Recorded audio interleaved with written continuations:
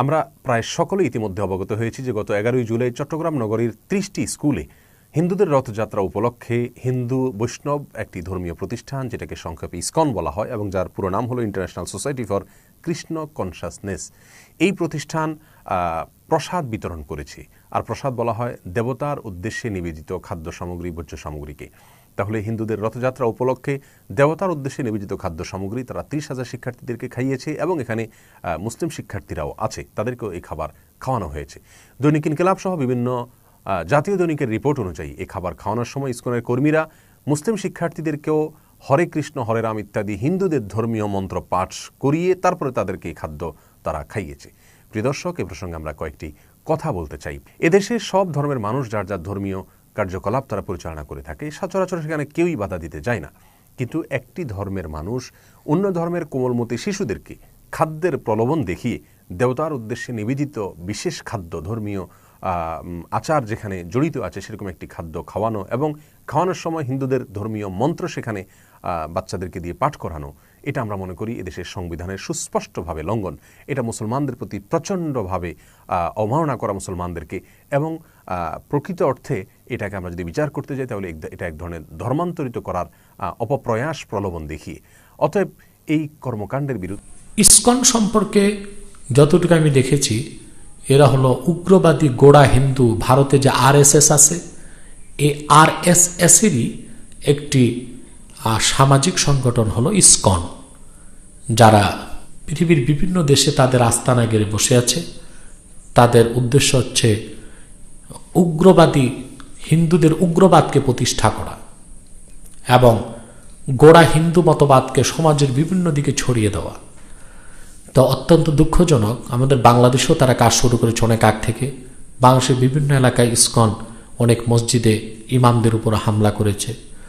আমি প্রশাসনকে বলবো এখনই ইসকনের ব্যাপারে সঠিক সিদ্ধান্ত নিতে হবে।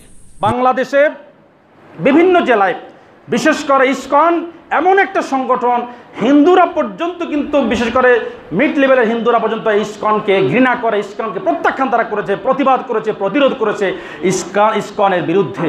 কারণ ইসকন এ পর্যন্ত ঢাকা বিভাগে 12টি, সিলেটে 7টি, চট্টগ্রামে 16টি, আমরা এগিয়ে আছি।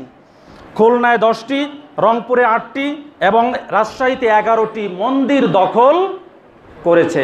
হিন্দুদের এভাবে বিভিন্ন বিভাগ ভিত্তিক এতগুলো মন্দির তারা দখল করেছে, যে কারণে সাধারণ হিন্দুরা পর্যন্ত কিন্তু তাদের উপরে নাখোশ।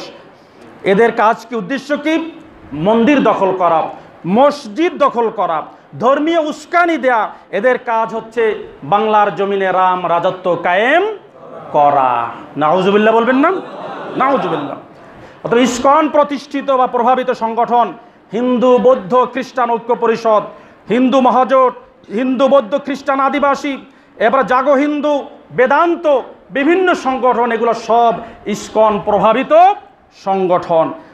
এই ইসকন নামক সন্ত্রাসী জঙ্গি সংগঠনকে বলি, হিন্দুত্ববাদী ভারতীয় রয়ের দালালদেরকে বলি, তোমরা মনে করি না, তোরা মনে করিস না তোদের মুদি তোদেরকে আইসা বাংলাদেশ দখল করে দিয়ে যাবে। আরে তোদের মুদি এবং ভারতের অবস্থায় নাজুক হয়ে আছে। ভারতের বিভিন্ন রাজ্যে অলরেডি বিভিন্ন ধরনের বিশৃঙ্খলা চলতেছে, মোদি সেগুলোই নিয়ন্ত্রণ করতে পারতেছে না। আর তোরা এখানে দিবা স্বপ্ন দেখতেছিস যে বাংলাদেশ দখল কইরা মোদি তোদের হাতে দিবে। চুপ, একদম সাবধান করে দেই, আমাদের মুসলিমদের দোকানপাট ভাঙচুর করতেছিস, সেনাবাহিনীর উপর আঘাত আসতেছে, আমাদের পুলিশদের উপর আঘাত করা হচ্ছে। ইসকনকে বলি, আজকে হেফাজত ডাক দিয়েছে, ইসকনকে নিষিদ্ধ করতে হবে।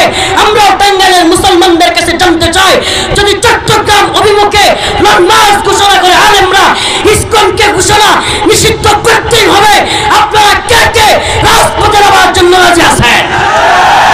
বাংলাদেশে এক সাম্প্রদায়িক অপশক্তি, হিন্দু সন্ত্রাসী গোষ্ঠী, যার নাম হচ্ছে international society for Krishna consciousness, সংক্ষেপে যাকে আমরা চিনি ইসকন নামে। আমরা জেনেছি এটা যে তারা বাংলাদেশের সাম্প্রদায়িক সম্প্রীতির যে উজ্জ্বল অনন্য দৃষ্টান্ত আমার এই দেশ, যার জ্বলন্ত প্রমাণ হচ্ছে হাটহাজারী মাদ্রাসা, যার পাশে বিশাল মন্দির দাঁড়ায় আছে, অথচ ইতিহাস বলে না কোনোদিন একটা মন্দিরে একটা মূর্তির একটা আঙ্গুল কোনা কাটা গেছে, যায় নাই। এই সুন্দর পরিবেশ, সাম্প্রদায়িক সম্প্রীতির এই সুন্দর অনন্য উজ্জ্বল যে দৃশ্য আমাদের দেশের, এটাকে নস্যাৎ করার জন্য সাম্প্রদায়িক দাঙ্গা বাঁধাবার ফিকিরে এই ইসকন কাজ করছে। আমরা শুনেছি তদন্ত করে ব্যবস্থা নেওয়া আপনাদের দায়িত্ব। আমরা শুনেছি আমাদের মানচিত্রকে খুবলে খেতে চায়। আমরা শুনেছি অখণ্ড ভারতের আওয়াজ তুলে তারা তাদের কার্যক্রম পরিচালনা করছে। আমরা শুনেছি, দায়িত্ব আপনাদের তদন্ত করে ব্যবস্থা নেওয়া। যদি তাই হয়, আর যদি ব্যবস্থা না নেওয়া হয়, আমাদের একটা দায়িত্ব আছে, দায়ভার আছে। এই মানচিত্রকে আমরা ভালোবাসি, এই মানচিত্রের ইঞ্চি ইঞ্চি জমিনকে সোনার চাইতে খাঁটি মনে করি। এই মানচিত্রের হাজারো জায়গা এমন আছে আল্লাহ ওয়ালার তাহাজ্জুদের ওয়াক্তের চোখের পানির সাক্ষী, কথা বলেন ঠিক কিনা? আমার মানচিত্র রক্ষায়, দিন রক্ষায়, শরীয়ত রক্ষায় আমাদের যা যা করা দরকার আমরা তাই করতে প্রস্তুত আছি, কথা বলেন ঠিক কিনা? শুনে রাখ ইসকন, তোদের দাবি, মিশন, ভিশন, টার্গেট, উদ্দেশ্য হলো বিশ্ব মুসলিম মুক্ত হবে। আর আমার আল্লাহ, আমার রসুলের উদ্দেশ্য হলো, টার্গেট হলো, মিশন হলো, ভিশন হলো, কিয়ামতের পূর্বে প্রত্যেক কাঁচা পাকা করে ইসলামের পতাকা উড়বে, উড়বে, উড়বে। আজকে বাংলাদেশে যারা হিন্দু আছে, যারা বাংলাদেশি হিন্দু, এরা তো বাংলাদেশকেই ভালোবাসে। যারা বাংলাদেশি হিন্দু নাই, ইন্ডিয়ার থেকে আইছে, ভুটান থেকে আইছে, বাইরে থেকে আইছে, তারা কিন্তু বাংলাদেশকে ভালোবাসবে না, তারা বাংলাদেশের ভালো চাইবে না।